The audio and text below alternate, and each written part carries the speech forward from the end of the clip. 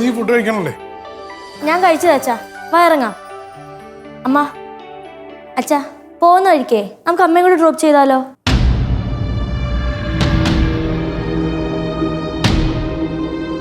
എനിക്കൊന്നും പറ്റൊന്നുമില്ല, വേണമെങ്കിൽ തനിയെ പോക്കോട്ടെ.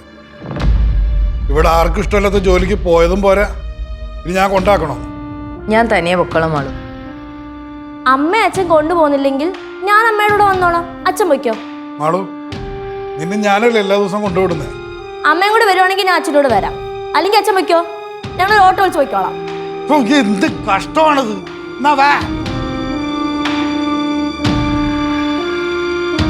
ആഹാ, ജോലിക്ക് പോവായിരിക്കും അല്ലേ?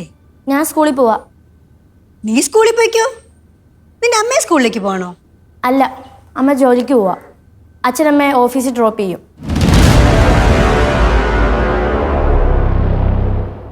എന്നാ വാ മോനേട്ടാ, ഓഫീസിൽ പോകാൻ ലേറ്റായി. അവിടെ കൈക്കൂലി തരാൻ കോൺട്രാക്ടർമാർ വെയിറ്റ് ചെയ്ത് നിൽക്കുമായിരിക്കും. പോവാം. വാ മോളെ, വാ.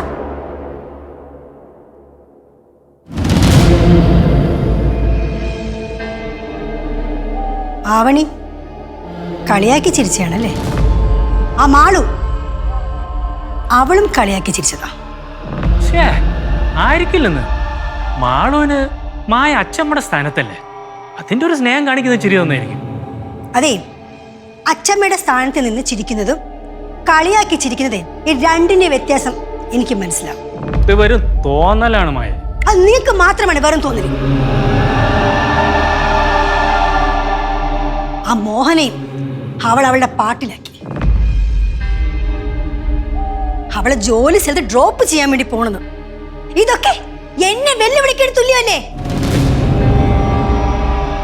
എന്താ നിങ്ങക്ക് പറയാനൊന്നുമില്ലേ? അവളെ മുഖത്തെ ചിരി ഞാൻ മാറ്റിക്കൊടുക്കാം.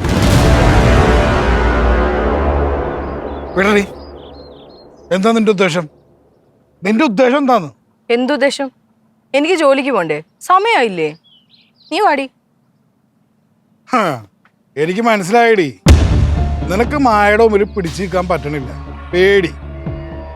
മോളെ, എന്തായാലും നിന്റെ ജോലി മായ കളയും. അത് പേടിച്ച് നീ എന്നെ കൂടെ കൂട്ടാനുള്ള പരിപാടി അല്ലേ? അതൊന്നും അല്ല, അച്ഛൻ വെറുതെ ഓരോന്ന് പറയല്ലേ. മാളു, നീ കൊച്ചു കുട്ടിയാണ്, നിനക്ക് ഇതൊന്നും പറഞ്ഞാൽ മനസ്സിലാവില്ല. നിന്റെ ഒരു ഉദ്ദേശം ഇവിടെ നടക്കാൻ പോകുന്നില്ല അവണി. മാളു, ഞാൻ ഒറ്റയ്ക്ക് പൊക്കോളാം. വെറുതെ സംസാരിച്ചു നിന്നാ നീയും വൈകും. വെറുതെ എന്തിനാ? അങ്ങനെ ഇപ്പൊ അമ്മ മാത്രം ഒറ്റയ്ക്ക് പോകണ്ട, നമുക്ക് ഒരുമിച്ച് പോയാൽ മതി. ഒന്നിച്ചു പോയാൽ എന്നെ കിട്ടില്ല. നിനക്ക് പോകണമെന്നാണെങ്കിൽ നീ നിന്റെ അമ്മയുടെ കൂടെ പോ.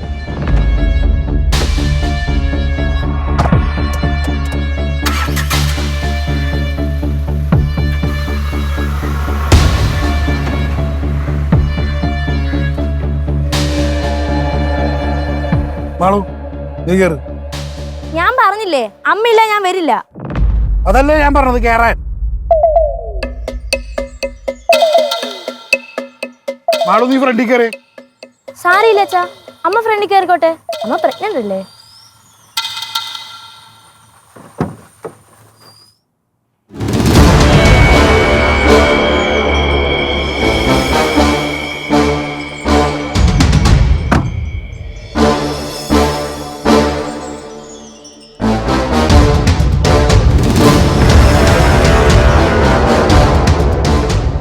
ഓഹോ, അപ്പോ അവനെയും അവൾ അവളുടെ പക്ഷത്താക്കി.